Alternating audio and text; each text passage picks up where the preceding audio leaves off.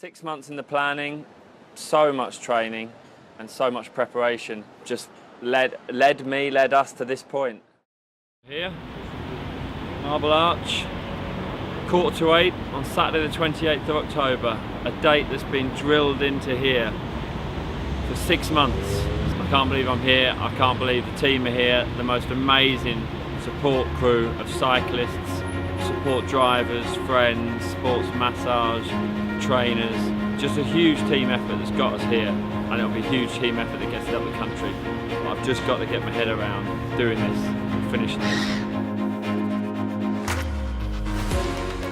We were so close to $500,000, we were about £25,000 away, so we thought, $500,000, what will I do? So we're going to cycle from London tomorrow morning, 260 miles up the country, get off the bike somewhere in North Yorkshire and run a double marathon and finish at the doors of the Children's Heart Unit, the place where our journey started 8.5 years ago when we took Seb in and he was diagnosed with his heart defect.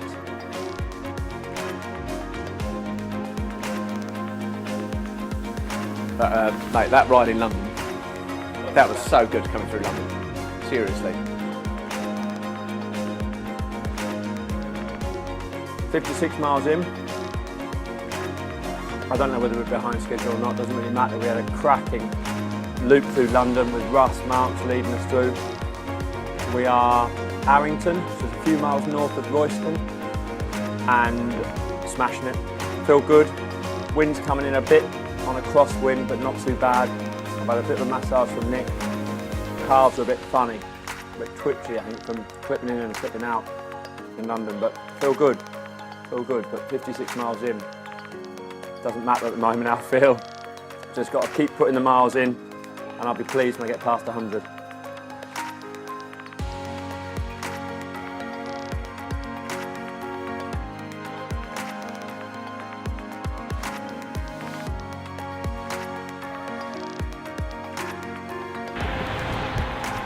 You've left me. Look at this. 50 mile in, all full of support, and look at them up the road there.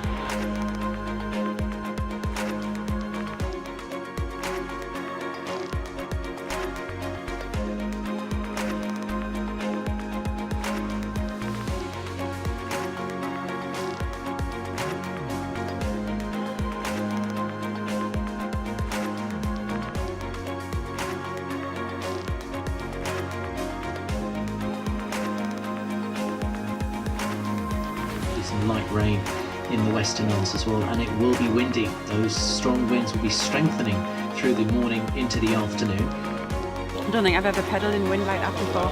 It's just unreal. And then we all try to get in together and to protect Ivan, but it's really tough. Wind was just insane. Like so flat, which is lovely for riding, but it was smashing us in the side. And then the way we had to turn, we just went into it. And you're like, right, I don't care what speed I go at, just keep turning the pedals. It was a grind. The second leg was just wind in our face all the way. And every time we turned around, the wind was there again.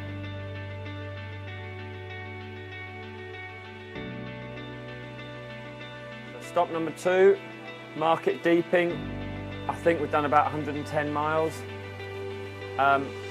That should mean it's easy, because I'm not even halfway. But the wind on that one was tough, really tough. It was either a very strong crosswind or just every now and again we turned. It felt like it was right into our headwinds.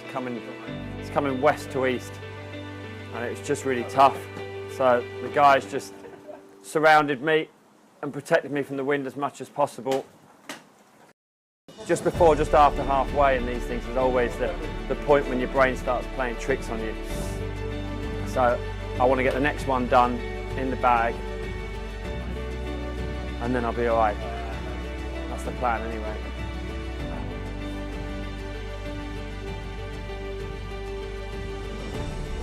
This is the end of my leg. That's 110 miles in. I've rode with them from London this morning through to Market Deeping. Rode with Ivan all the way. It's been fun. Some of it's been very challenging. Coming out of London was great. and that went really well, cutting through there, up into the hills, but a few rolling hills worked well, and then into the flats of Lincolnshire with some brutal wind at the end. Let's say 110 miles done, about another 150 for him to cycle, and then before he starts his run. And the way Ivan's going, he's pacing it, he knows what he needs to do, and he's just got to smash it. He's absolutely got to smash it.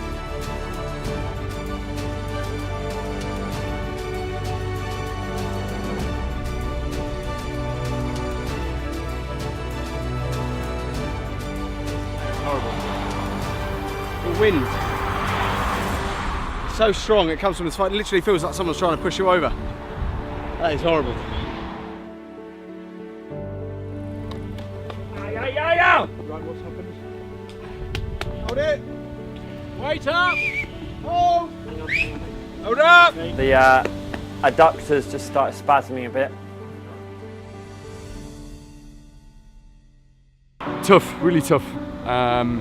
Windy, getting dark, can't quite see the road as well, traffic flying past. Just getting a little bit tougher, really. When you've sat by your baby's bedside not knowing if they're going to live or die,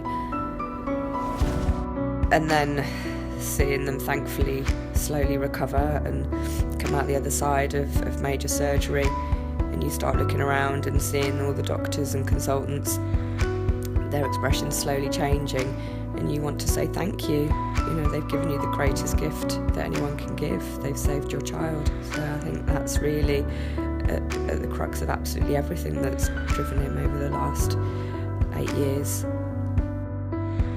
Hard in the dark, really hard in the dark. You've got to really concentrate. And just the wind again. Wind is just absolutely unrelenting, and there's no protection because they're on the fens. Later on tonight, the wind turns to the north, which means it's going to get colder and it's going to be blowing into their faces. That presents a huge problem because they're already tired. This wasn't planned, but this place is in memory of my dad. And it's dark, and I went dark in that leg. This hurts. This is where it's serious. This is tough now.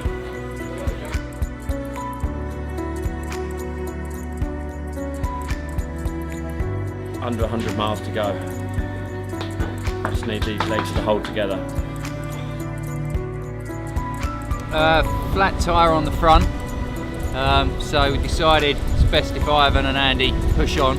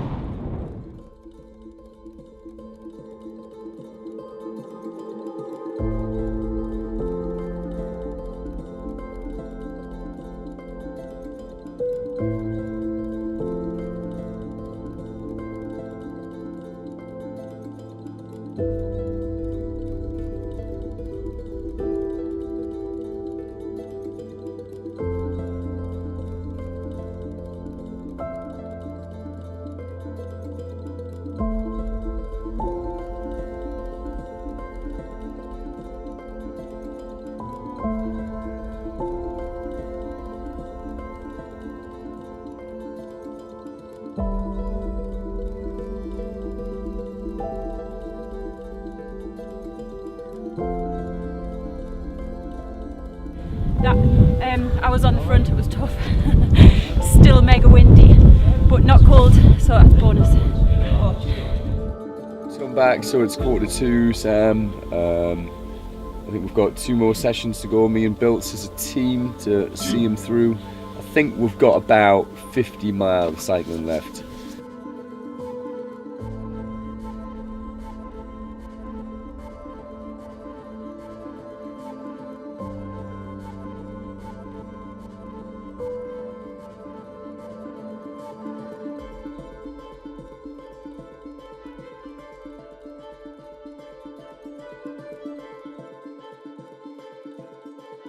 I couldn't do it, sorry, I had to stop in a lay-by, and it was probably my darkest point so far.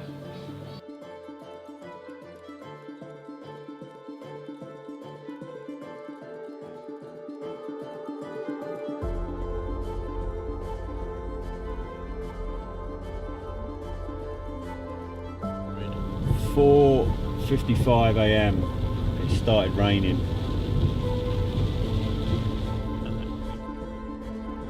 It's about 5 in the morning. I'm not even sure where we are. Somewhere in North Yorkshire, north of Thirsk. Ivan's just come in. He's finished the cycling. That's it, done. He's pretty exhausted actually. Done 269 miles on the bike. Most of it either into a headwind or with a crosswind. And the last 10 miles it's been raining. It wasn't supposed to be that hard. I'm hours behind schedule. I'm absolutely exhausted. I keep having to need a sleep, but the bike's done. So my wife's here, Nadine's here. She's shown me some photos of Seb. My dad. I just need to get going on the run. Just get changed and then go. This is tough. It's really tough.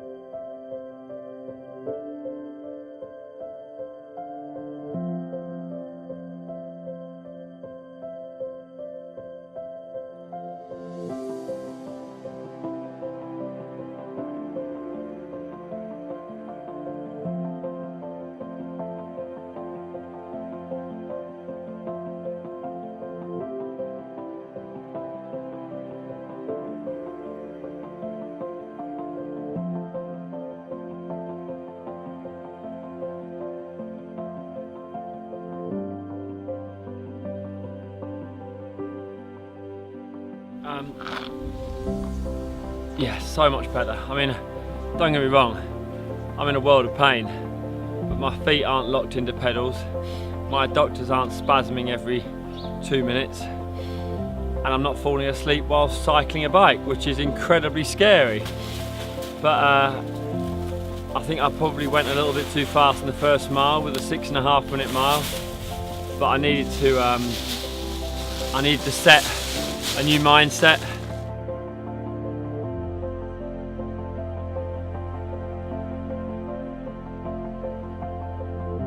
There's not really any words you can use to describe watching your baby with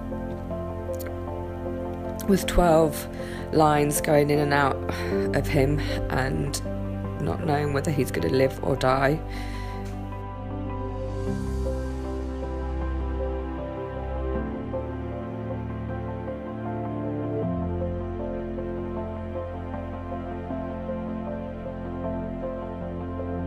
Right, we're in Coxo, done a marathon. That was probably the biggest hills in the entire challenge. Now I'm going into a headwind. I just decided to walk up the hills because I'm using too much energy trying to run up them. And they're just trying to get a pace going again on the flat and downhill. That one was really tough. And the next one's going to be tough.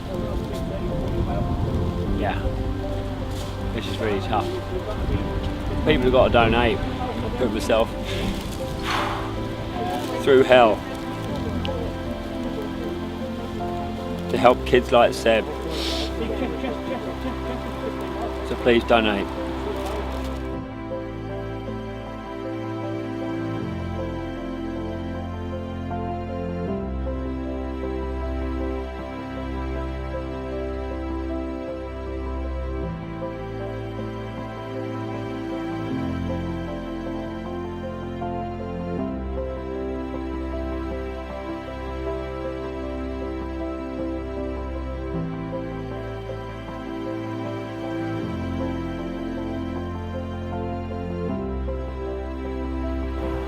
Right, we're almost there.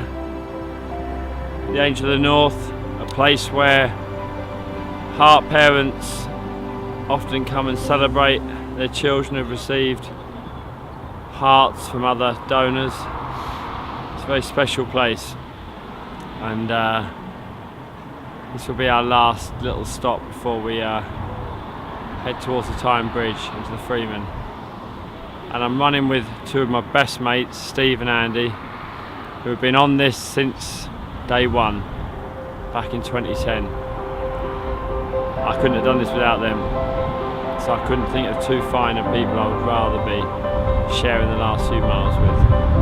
Just legends, absolute legends.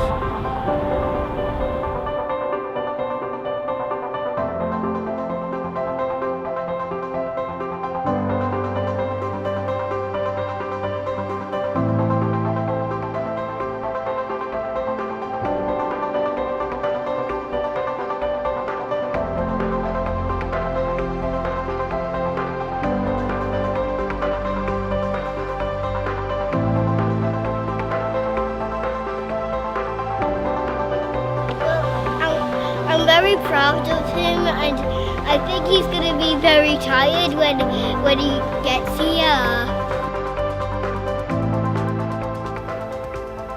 They're just incredible. You know, we owe them. We can never repay the debt. You know, £500,000 is nothing really. You know, how do you put a price tag on your child's life? You can't.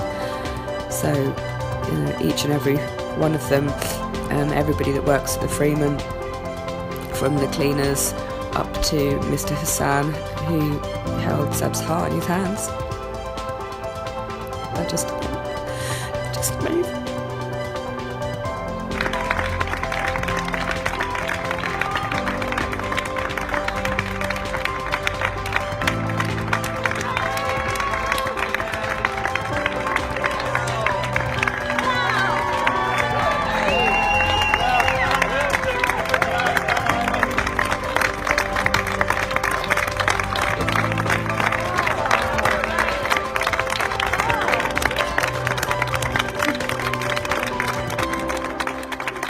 When you tell yourself that you're not going to fail, then you find a way.